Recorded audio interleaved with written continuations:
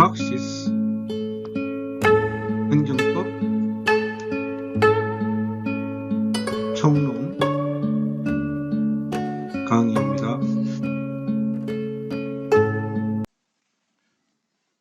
네, 오늘은 교재 35페이지부터 42페이지에 나와 있는 법규 명령의 판례 12가지를 소개해 드리겠습니다. 이 법규 명령의 기본 법리는 지난 시간에 이미 설명을 했고 그에 관련된 판례를 설명하겠는데요. 이 판례들은 매우 중요한 판례입니다.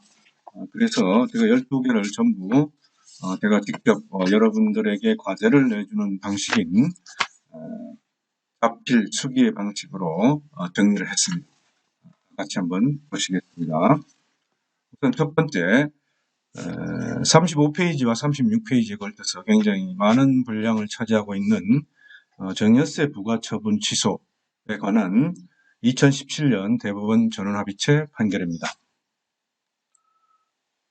이 판례의 사실관계를 정확하게 이해하는 것도 중요하지만 이 사실관계에 따른 지금 법리의 대법원 판시가 지금 현재 우리가 배우고 있는 법규 명령하고 어떤 관계가 있는가 그거를 연결시켜서 생각하는 게 굉장히 중요합니다. 우선 갑이라는 사람이 자기가 B 주식회사의 주식 50%인 122만 주를 A 주식회사에 2011년도에 증여를 했습니다. 자, 그러면 A 주식회사는 갑이 가지고 있던 B 주식회사의 주식 50% 122만 주를 증여를 받았으니까 이 주식 가치만큼 A 주식회사의 재산이 늘어난 거죠.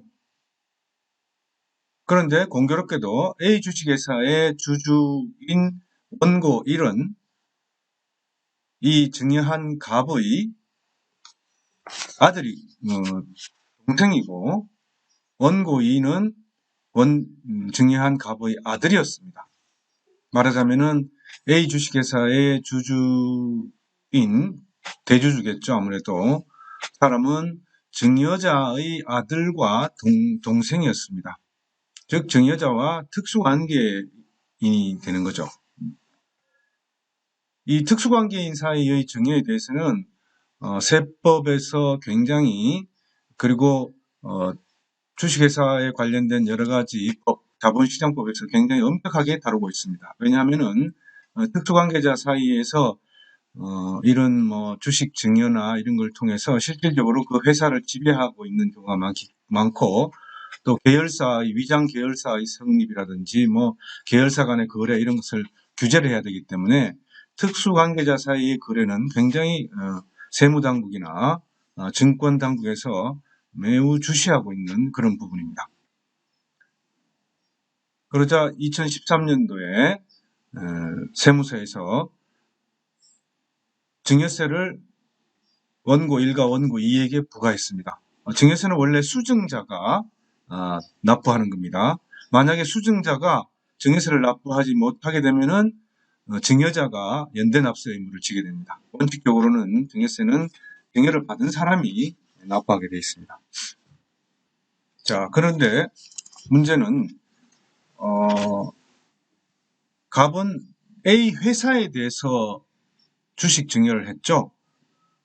그런데 지금 증여세를 부과받은 사람은 A 회사가 아니고 A 회사의 주주입니다. 주주. 자, 이 주주가 왜 A 회사에 대한 증여에 대해서 증여세를 납부할 의무가 있는가?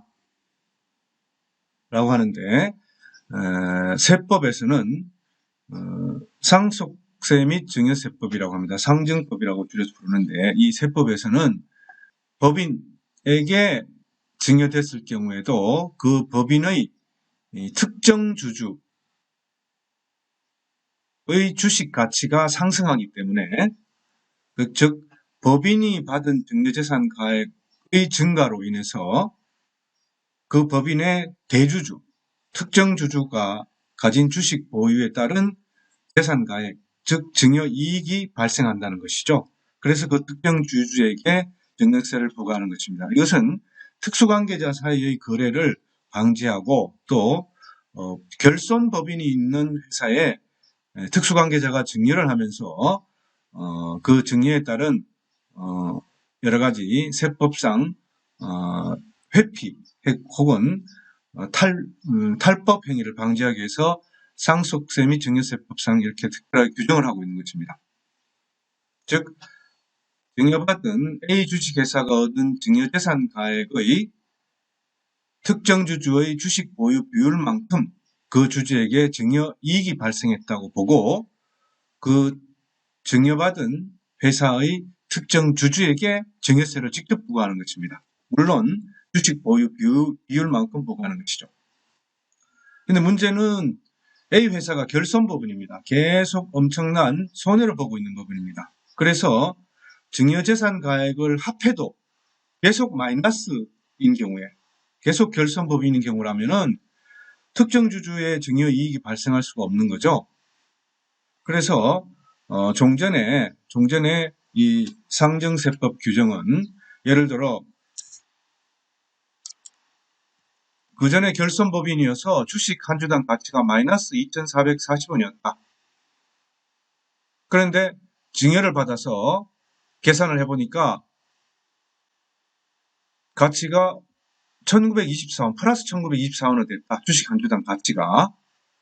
그러면 이 당시에 주식 가치 증가분은 얼마나 됩니까? 마이너스 2,440원에서 플러스 1924원이 됐어요. 이런 경우에 종전 규정은 마이너스 2,440원에서 0원이 될 때까지의 주식 가치 증가분은 없다는 것이죠. 여전히 결손법인의 주식은 뭐 휴지나 마찬가지니까 대신에 0원을 초과해서 플러스로 넘어가는 액수, 즉 1924원에 대해서는 과세를 하겠다는 겁니다.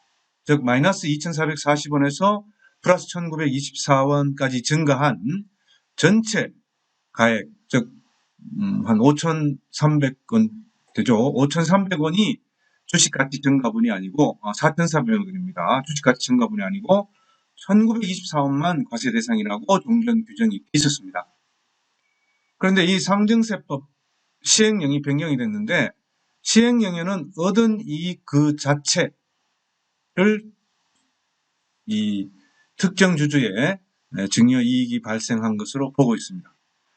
그런데 상증세법에서는 증여론에서 얻은 이익이 있는 경우는 이익 계산의 방법은 시행령에 위임했습니다. 이익 계산의 방법. 그런데 시행령은 어떻게 됐죠? 이익 계산이 아니고 이익의 범위까지 확장시킨 겁니다. 그죠? 얻은 이익 그 자체라고 해서 이익 계산 방법을 규정한 것이 아니고 얻은 이익의 범위까지 확장시켜서 시행령이 법에서 위임받은 범위를 벗어나서 규정했다는 거죠. 그래서 이것은 시행령이 법에서 위임한 범위를 벗어나서 초과해서 규정한 것이기 때문에 이것은 법규명령이 특히 시행령은 대통령령이니까 법규명령이니까 이 법규명령은 상위 근거법의 위임 범위 내에서 규정돼야 된다는 이 원칙을 위반한 것이라는 뜻입니다. 이해가 됐습니까? 35페이지, 36페이지 판례가 좀 길게 설명되어 있는데 좀 기술적이고 세부적인 내용이 많습니다. 그죠? 세법 사항이어서. 그렇지만 그 결론은 방금 설명한 대로 상증세법에는 얻은 이익이 있는 경우 이익 계산 방법만 시행령에 위임했는데 상증세법 시행령은 어떻게 됐다고요? 얻은 이익 그 자체라고 해가지고 오히려 얻은 이익이 없는 경우에도 이익이 계산될 수 있는 듯이 이익의 범위를 넓혀서 규정을 했다는 것이죠. 그래서 법에서 위임된 범위를 초과해서 시행령이 시행령으로 정했다 해서 이것은 시행령은 법규명령인데 상위 근거법령의 위임 범위를 초과한 것이어서 위배된다, 위법하다는 그런 뜻입니다. 예, 그 다음 판례 37페이지에 나와 있는 판례입니다. 이 부분은 우리 그 신고의 법리에 관해서 설명이 됐던 부분입니다. 그죠? 네. 자기완결적 신고, 행위 요건적 신고, 그리고 수리 필요신고, 수리 불필요신고와 관련해서 설명이 됐던 부분입니다. 노동조합 설립신고서 반려처분 취소에 대한 2015년도에 나온 전원합의체 판결입니다. 이 사건 번호는 2007로 돼 있죠. 2007년도에 접수된 것이, 대법원에 접수된 것이 2015년도에 판결이 선고됐습니다. 얼마나 고민이 많고 서로 쟁점이 다투어졌으면 이렇게 대법원에서 오랫동안 끌었을까요? 네. 내용이 재밌습니다. 내용이 그리고 굉장히 중요합니다. 우선 원고는 서울, 경기, 인천 이주 노동자 노동조합입니다. 이제 수도권 이주 노동자 노동조합입니다. 그리고 피고는 서울지방노동청장입니다. 2005년 4월 24일 날 수도권 이주 노동자들이 노동조합을 결성했습니다. 그리고 5월 3일 날 노동조합 설립 신고서를 제출했습니다. 자, 일단 노동조합 설립 신고는 신고서의 내용의 실질적 심사를 하는 것이 아니죠. 그것이 요건에 맞게끔 신고서만 잘 정리되어 있으면은 그냥 신고가 되는 것입니다. 그런데 설립신고서에는 위원장, 회계감사 이름만 기재했습니다. 물론 뭐 노조원 몇 명까지는 기재됐겠죠. 그러자 서울지방노동청에서 노조 임원에 대한 불법 체류자 조회를 했습니다. 이주 노동자니까. 그러자 위원장이 불법 체류자라는 회신을 받았습니다. 그래서 서울지방노동청에는 이 수도권 이주 노동조합에 대해서 전체 조합원 명부를 다 내놓아라. 불법 체류자를 인지 아닌지를 확인하겠다. 라고 했습니다. 당연히 노조에서는 이행하지 않았습니다. 그러자 6월 3일 날 서울지방노동청에서는 설립신고서를 반려했습니다. 반려 사유는 조합원 명부를 보완해라고 한 보완 서류를 미제출했다는 사유와 그리고 조합원에는 불법 체류자로서 국내 근로자가 될 수 있는 자격이 없는 미등록 근로자가 들어가 있다라는 사유로 설립신고서를 반려했습니다. 6월 27일 날 이 노동조합에서 소송을 제기했습니다. 1심 판결은 이주 노동조합이 승소했고 2심 판결은 이주 노동조합이 패소했습니다. 자, 이것은 기본적으로 취업 자격이 없는 외국인 근로자가 노동조합을 결성하거나 혹은 노동조합에 가입할 수 있는가와 관련된 문제이죠. 취업 자격이 없는 외국인 근로자가 노동조합을 결성하거나 노동조합에 가입할 수 있는가 하는 문제입니다. 그리고 이거는 기본적으로 노동조합법과 관련된 기본적인 법리고요. 우리가 지금 이 행정법의 법규명령과 관련된 부분 그리고 신고와 관련된 부분에서 볼 것은 노조법 시행규칙이 노조법 규정의 위임 범위를 초과하여 설립신고서의 서류 첨부 사항을 정한 경우에 이 시행규칙이 적법한 것인가 아닌가 라는 문제입니다. 그래서 노조법은 노동조합 설립신고가 들어오면은 그 형식상의 요건을 심사해서 신고를 수리하는데 시행규칙에서 뭐 2 이상의 노동조합이 있는 경우에 이 경우는 노동조합이 수도권인데 서울, 경기, 인천이니까 3개가 한꺼번에 들어가 있는 거죠. 그런 경우에는 서류 첨부 사항을 따로 정했습니다. 노동조합은 명부를 제출해라 뭐 등등 했습니다. 그래서 노조법 시행규칙이 노동조합법 규정의 위임 범위를 초과해서 설립신고서의 서류 첨부 사항을 정했습니다. 이것은 행정법상의 법규명령에서 위임된 그죠? 위임 범위를 초과한 하위 규정의 효력과 관련된 문제가 첫 번째 이고, 두 번째는 취업 자격이 없는 외국인 근로자가 노동조합을 결성하거나 가입할 수 있는가라는 노동조합법상의 법리가 두 번째 문제입니다.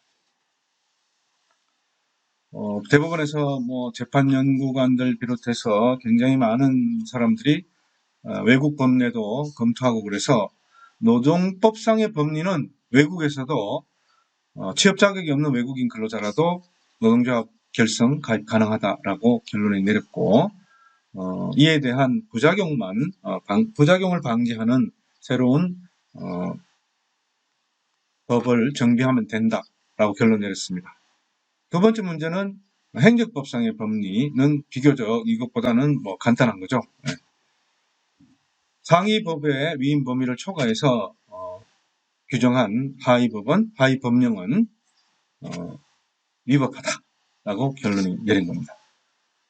그래서 이것은 2005년도에 노조가 결성이 돼서 2015년도 10년이 지난 이후에 대법원에서 최종 승소한 사례입니다. 굉장히 중요한 사례이고, 우리 노동법 법리뿐만 아니고 우리 행정법 법리도 관련되어 있는 것입니다. 그 다음 38페이지 주 39번과 관련된 판례입니다. 자, 계속 전원합의체 판결이 나오고 있네요. 이것은 농지 전용 불허처분 취소와 관련된 전원합의체 2000년도에 나온 전원합의체 판결입니다. 자, 농지 전용이라는 게 무슨 말이죠? 논밭을 다른 용도로, 예를 들면 대지나 주거 용도 아니면 다른 건축물을 짓는 용도로 바꾼다는 거죠. 근데 농지 전용을 하려는데 불허가 났죠. 그것을 취소하는 소송입니다. 이것은 농지법에는 이렇게 되어 있습니다. 농지 전용은 허가가 필요하다. 근데 신고로 가능한 경우가 있다. 그리고 그 신고가 가능한 경우는 농업용 시설, 농업인 공동생활 편익시설, 농업인 주택의 부지로 전용하는 것은 신고로 가능하다고 되어 있습니다. 이 소정시설이라는 게 이런 것들입니다. 그리고 이 신고만 하면 되는 신고 대상 시설의 범위, 규모, 설치자의 범위 사항은 대통령령으로 위임했습니다. 이 농지법 37조 2항의 위임에 따라서 농지법 시행령은 농업인 주택은 농업진흥지역 밖에서 설치하는 것에 한해서 신고로서 농지 전용이 가능하다, 이렇게 규정했습니다. 농업진흥지역 안에 있는 농지인데 농업인 주택을 짓기 위해서 대지로 전용할 수 있는가? 전용하는 건 신고만 하면 되는데, 이건 농업진흥지역 안에 있기 때문에 농지법 시행령에 따라서 안 되는 거죠. 그런데 문제는 이게 뭐죠? 농지법상으로는, 상위법인 농지법상으로는 농업인 주택이 소정시설이고, 이 소정시설의 범위, 규모, 설치자의 범위 사항은 대통령령으로 위임한다고 했는데, 즉 신고 대상 시설의 범위, 규모, 설치자의 범위 이외에 농지법 시행령은 뭐라고 했어요? 설치 지역 요건을 따로 또 추가 규정하는 겁니다. 그죠? 설치 지역. 신고 대상 시설의 범위, 규모, 설치자 범위 이외에 설치 지역에 관한 요건을 추가로 규정한 것은 위임 범위를 초과한 것이 아니냐 라는 것입니다. 즉 그것이 농업용 시설 혹은 농업인 주택의 범위, 규모, 설치자의 범위뿐만 아니고 농업인 주택의 경우에 농업진흥지역 밖에 있어야 된다라고 농지법 시행령에서 설치지역을 추가로 규정한 것입니다. 원래 법에는 없는 내용이죠. 법에 정해진 위임사항에 명시가 안 된 부분입니다. 명시가 안 됐더라도 범위, 규모, 설치자의 범위 등 사항이라고 되어 있기 때문에 이 등자로 인해서 이와 범위 규모 설치자의 범위와 유사한 내용은 위임 범위 안에 들어갈 수 있습니다. 그러나 이 설치 지역은 과연 그런 유사한 사항이 되느냐 안 되느냐의 문제인데 대부분은 어떻게 결론 내렸죠? 새로이 법에서 위임 범위에 정해지지도 않는 설치 지역을 추가 규정한 것은 위임 범위를 초과한 것으로 위법하다. 이렇게 결론을 내린 겁니다. 그 다음 네 번째 판례입니다. 두 번째 판례는 38페이지에 주 40번으로 나와 있는 판례입니다. 제목이 좀 특이하죠. 사건 제목이 표시 정지 및 판매 정지 처분 취소입니다. 2019년 작년 5월 달에 나온 가장 좀 아직 따끈따끈한 그런 판례라고 볼 수 있네요. 원고는 주식회사 장한 레미콘이고 피고는 국가기술표준원장입니다. 2015년도 8월에 국가기술표준원에서 장한 레미콘 공장에 가서 품질시험 검사를 했습니다. 근데 이 품질시험 검사는 두 가지 방법이 있다고 법에 규정하고 있습니다. 시판품 조사, 즉 시장에서 판매되는 제품에 대한 조사를 하는 것이고 또 하나는 현장 조사, 이 두 가지를 합니다. 공장에 가서 직접 제품과 서비스를 조사하는 현장 조사 두 가지가 있습니다. 그런데 시판품 조사에 대해서는 시료를 채취해서 조사를 하는데 그 절차나 방법은 하위 규정에 위임하고 있습니다. 산업표준화법, 산업표준화법 시행령, 산업표준화법 시행규칙으로 차례대로 위임이 되어 있습니다. 그런데 이 레미콘 공장에 가서 검사를 하면서 어떻게 검사를 했냐면은 시료 채취를 하지 않고 자동 계량 기록지라는 이 서류에 기재 내용을 기초로 해서 품질 시험 검사를 한 겁니다. 자, 이것은 품질 시험 검사가 시판품 조사인지 현장 조사인지 참 애매하죠. 시판품 조사는 시료 채취를 해야 되고 현장 조사는 제품 서비스 조사를 했는데 현장에 나갔는데 자동 계량 기록지라는 서류의 기재 내용을 가지고 품질 검사를 한 겁니다. 그래서 계량기 동화중 검사에서 10개가 권량이 나왔고 제품 생산 배합량 검사에서 3개가 권량이 나왔습니다. 그리고 이를 근거로 해서 레미콘 공장에 대해서 한국산업표준 인증 표시 정지, 판매 정지 처분을 3개월간 내렸습니다. 그러자 이 레미콘 공장에서 소송을 제기했습니다. 산업표준화법에 나와 있는 인정제품 품질조사의 방법은 시판품 조사와 현장 조사의 두 가지가 있고 시행령에서 시판품 조사의 방법으로는 시료 채취와 시료 채취를 해서 하도록 되어 있고 또 시행규칙에서 절차 방법을 위임했는데 시행규칙은 서류 심사를 할 수 있는 규정이 있지만은 이것은 시판품 조사의 개념과는 다른 차원이다 라고 주장하는 것이죠. 그래서 이것은 조사는 현장 조사이기 때문에 시판품 조사를 근거로 해서 처분한 것은 위법하다 이렇게 주장한 겁니다. 레미콘 공장이 굉장히 똑똑하네요. 그죠? 네. 물론 변호사를 잘 선임해서 주장을 했겠지만 법 규정의 미비점이나 혹은 서로의 일관된 규정체계, 위임, 재임에 따른 규정체계의 결함, 잘못된 것을 잘 지적한 것이죠.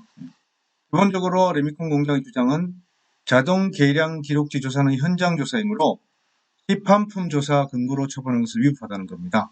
즉 인정제품 품질 조사에서 시판품 조사와 현장 조사로 구별되어 있고 시판품 조사는 시료 채취를 해야 되고 서류 심사는 여기에 해당되어 있지 않다. 근데 자동 계량 기록제라는 서류 심사를 해서 시판품 조사로 판매 정지, 인증 표시 정지 처분한 것은 위법하다라는 것입니다. 자, 법원은 어떻게 판단했냐면은 시행규칙에 서류 심사 규정이 나와 있는 것. 이것은 새로운 시판품 조사 방법을 창설한 것이 아니다. 즉, 시판품 조사는 시료 채취를 해야 되는데 시행규칙에서 서류 심사로서 될 수 있는 것이 규정을 하고 있는 거죠. 이것은 사실은 시료 채취와는 전혀 관련이 없기 때문에 시행규칙이 시행령의 원래 규정, 취지를 벗어나서 새로운 것을 규정한 것이죠. 그래서 이건 시행규칙이 상위 근거법인 법이나 시행령에 위배된 것이라고 이제 주장을 한 겁니다.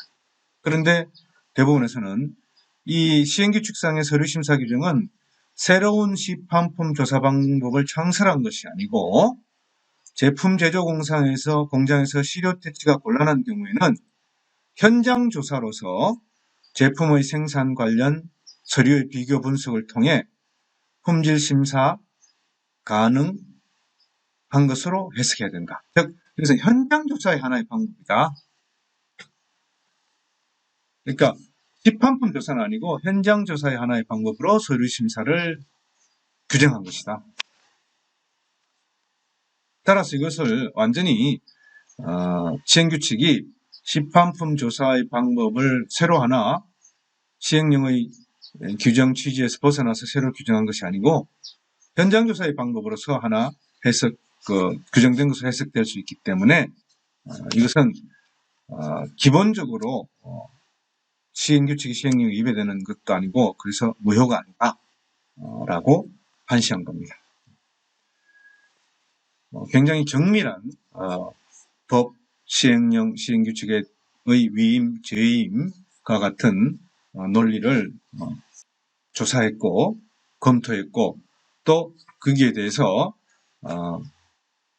대법원에서 다른 방식으로 해석될 수 있기 때문에 꼭 그런 식으로 해서 시행규칙이 시행령에 위배됐다라고 판단할 수는 없다라고 판단합니다. 다음 판례 38페이지 주 41번 판례입니다. 이천도 1007 식품위생법 위반 판결입니다. 자, 이것은 도 형사사건입니다. 그죠? 형사사건. 자, 이제 식품 관련 업체들이 항상 식품 적격업뿐만 아니고 항상 찾아봐야 되는 법이 식품위생법 그리고 식품위생법에서 위임된 보건복지부 장관의 고시인 식품공전이라는 것이 있습니다. 식품위생법 7조 1항은 식품 혹은 식품 첨가물의 제조, 가공, 사용, 조리, 보존의 방법, 기준과 그 성분에 관한 규격 등은 보건복지부 장관의 고시로 위임한다고 되어 있습니다.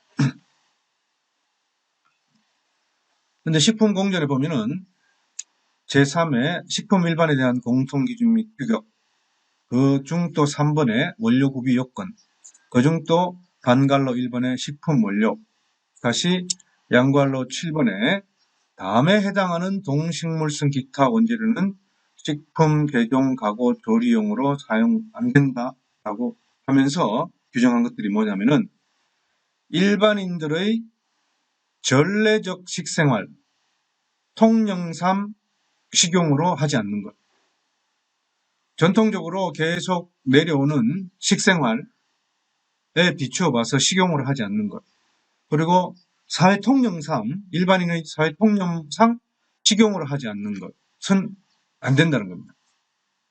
그 다음, 식품 원료로서 안전성, 건전성이 입증 안 된 것은 식품 제조, 가공, 조리용으로 안 된다는 겁니다. 자, 그럼 여기서 이에 해당하는 동식물성 기타 원재료는 어떤 것들이 있겠습니까? 대충 예상이 되죠. 그것과 관련된 이 소송입니다. 자, 근데 여러분들 식품위생법 그리고 식품공전의 법인데 이렇게 일반인의 전례적 식생활, 통영상 식용으로 하지 않는 것, 식품 원료로서 안전성, 건전성이 입증 안 된 것, 참 규정이 애매하죠. 그죠? 개념이 불명확합니다. 그죠? 예. 그래서 이 업체가 이 식품공전, 즉 보건복지부 장관의 고시에 나와 있는 이 내용이 너무 불명확하다. 이 개념이 불명확한 것은 그 자체로 법령의 기본 구비 요건에 위반될 뿐만 아니고 위임 범위를 초과해서 규정한 것이다. 확대 개념, 확대 하위법에서 확대 적용시켜버린 거죠. 네. 개념이 불명확하다. 일반인들의 전례적 식생활, 참 불명확하죠. 그죠? 통념상 식용으로 하지 않는 것. 어디까지가 통념이고 어디까지가 통념이 아닌지 애매하죠. 사실은 우리가 식용 개고기와 관련해서 가장 많이 다투어지는 문제이지 않습니까? 네. 식품 원료로서의 안전성, 건전성. 자, 요즘 코로나 바이러스 사태가 있는데 박쥐, 안전성, 건전성. 중국 사람들한테는 뭐 이게 입증이 된 것이죠. 전례적 식생활, 통념상 식용이고, 그죠? 네. 그러나 우리나라 사람들한테는 또 아닌 거죠. 어쨌든 이런 개념이 불명확하다. 라고 해서 이제 다퉜습니다. 그러자 대법원에서는 이 식품 제조, 가공, 조리용으로 사용될 동식물성 기타 원재료에 대해서 이게 너무 다양하기 때문에 열거해서 나열하는 것이 불가능하다. 그리고 또 무슨 재료가 다시 어떻게 나타날지 모르기 때문에 미리 예측해서 규정하는 것은 사실상 불가능하다. 그래서 추상적, 기범적 개념을 사용할 수밖에 없다라고 견제를 했습니다. 그리고 이 추상적, 규범적 개념이지만은 식품위생법의 입법 목적, 건전한 상식, 통상적인 법 감정을 통해서 충분히 판단 가능하다. 그리고 여기에다가 구체적 사건이 일어나는 경우에 판사가 이것을 근거로 합리적인 해석을 통해서 판단이 가능하다는 겁니다. 그래서 어떤 행위가 해당되는지 도대체 모르겠다, 의심이 될 정도의 명확성을 결여한 것은 아니다라고 합니다. 이것도 지금 우리가 다루는 행정법의 법규명령의 법리에서는 이 하위법, 식품공전, 하위법이 갖춰야 될 요건, 일반적 법규에서 갖춰야 될 요건, 플러스 상위법의 근거를 벗어난 경우가 아니냐. 특히 개념이 불명확하게 규정된 경우에 판단 근거로 사용된 것입니다. 38페이지와 39페이지 사이에 있는 주 42번 관련된 판례입니다. 건축 불허가 처분 취소입니다. 원고는 군의축산업협동조합이고 피고는 군의군수인데 여기는 피고 군의군수의 보조 참가인이 5명이나 들어가 있습니다. 내용을 보면은 군의축산업협동조합에서 대규모 가축 사육 시설을 설치하려고 하니까 군의 군수가 이걸 제안했고 또 이 보조 참가인들은 사실은 축산업협동조합이 대규모 가축 사육 시설을 축산 시설을 지으면 피해를 보게 되는 개별 축산업자들입니다. 그죠? 축산 농가들입니다. 가축 분뇨 관리 이용법, 가축 분뇨법이라 하는데 보면은 군수는 지역 주민의 생활 환경 보전, 상수원 수질 보전을 위해서 가축 사육 제한 필요 인정 지역을 지정할 수 있습니다. 그런데 조례가 정하는 바에 따라서 지정할 수 있습니다. 조례는 지방의회가 하는 거죠. 군수니까. 그러면 경북 군의군 군수, 그리고 군의군 조례, 군의군 의회의 조례로 정해야 됩니다. 그런데 법에서는 이 가축사육 제한 구역 중 지정될 부분이 주거 밀집 지역으로 생활환경 보호가 필요한 지역, 그리고 상수원 보호구역이나 수질환경 보존 필요 지역, 혹은 특별대책 지역, 혹은 환경기준 초과 지역, 이 3개 중에서 지정하라고 되어 있습니다. 근데 군의군에서는 어떻게 규정을 만들었냐 하면은, 군의군 가축사육 제한 조례는 가축사육 금지 지역을 지정 고시하는데,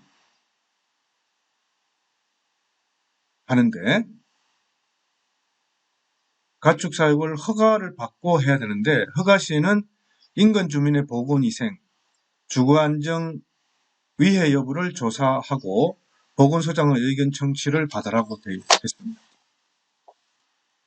그래서 조례가 고시에 다시 또 위임했습니다. 그죠? 네.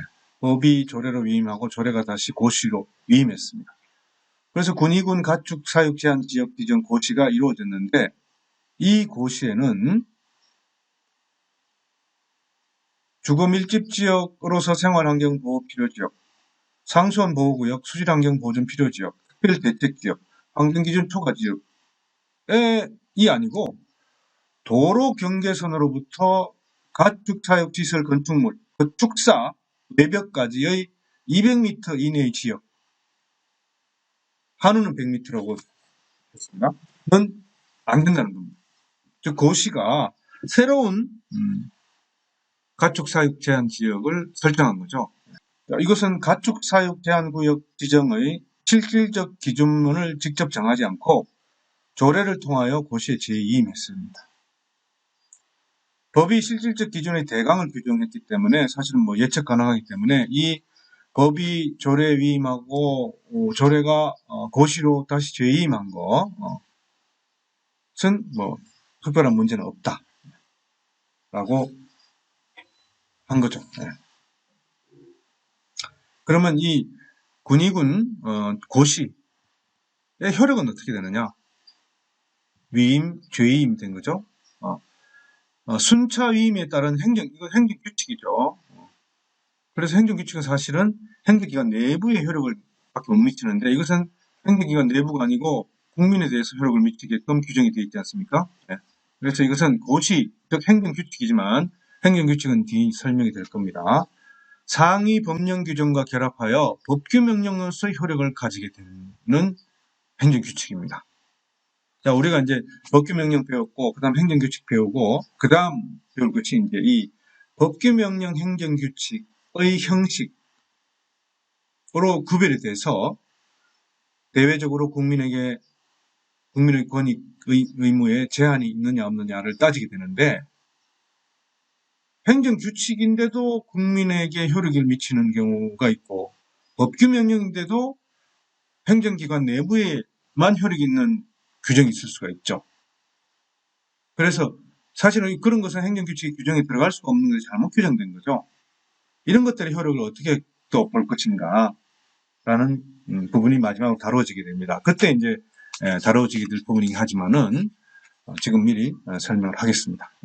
고시지만은 순차임에 따른 행정규칙 고시지만 상위 법령 규정과 결합해서 법규명령으로서의 효력을 가지게 되는 것이다 라는 겁니다.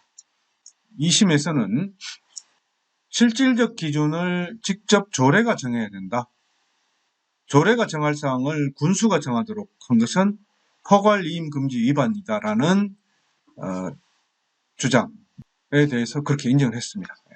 그리고 법률상에 정해진 지역과는 무관한 도로 인근 지역을 새로이 규정한 것. 이것은 고시 조항이 무효이기 때문에 조례가 다시 무효고 고시가 무효이기 때문에 법상의 용어의 의미의 범위를 넘어서 범위를 부당하게 확장한 것이다 라는 두 가지 점을 다 인정했는데, 대법원에서는 첫 번째 부분, 실질적 기준을 직접 조례가 정해야 하고 군수가 정하도록 한 것은 포괄이임 금지 위반. 포괄이임 금지 이거는 아니다. 그렇게 볼 수는 없다. 그렇지만 법상 용어의 의미를 범위를 넘어서 그 범위를 부당하게 확장시킨 건 있다.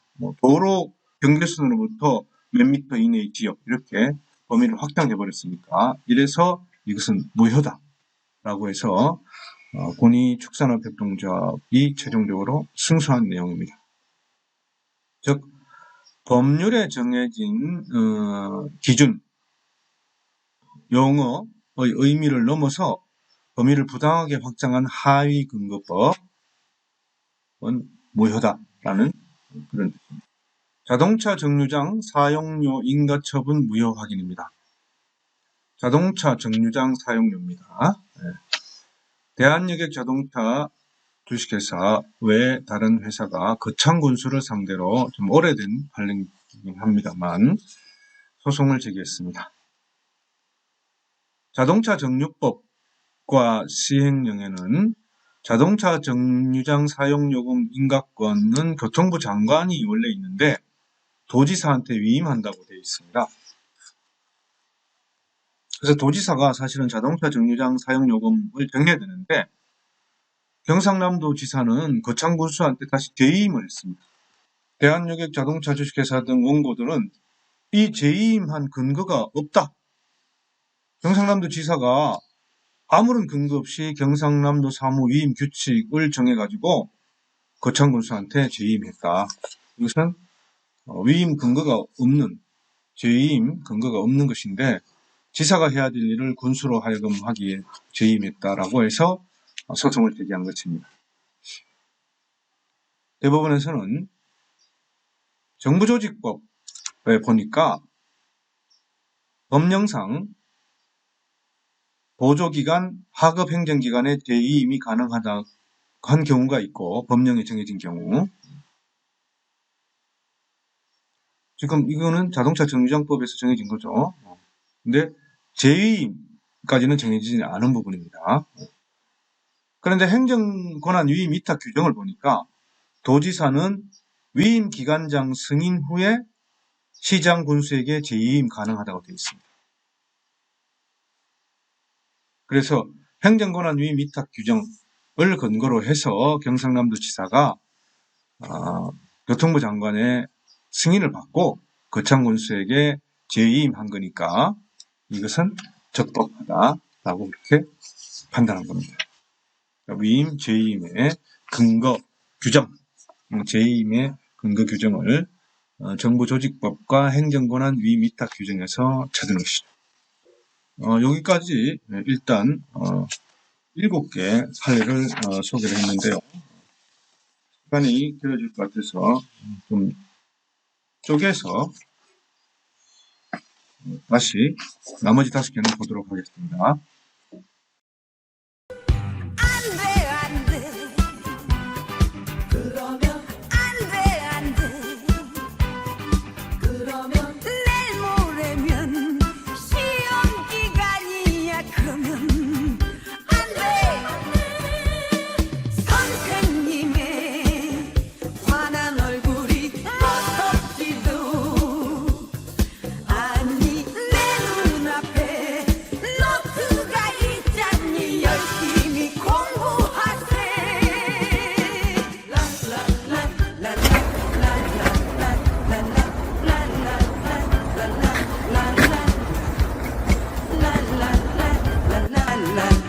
la la la la la la la la la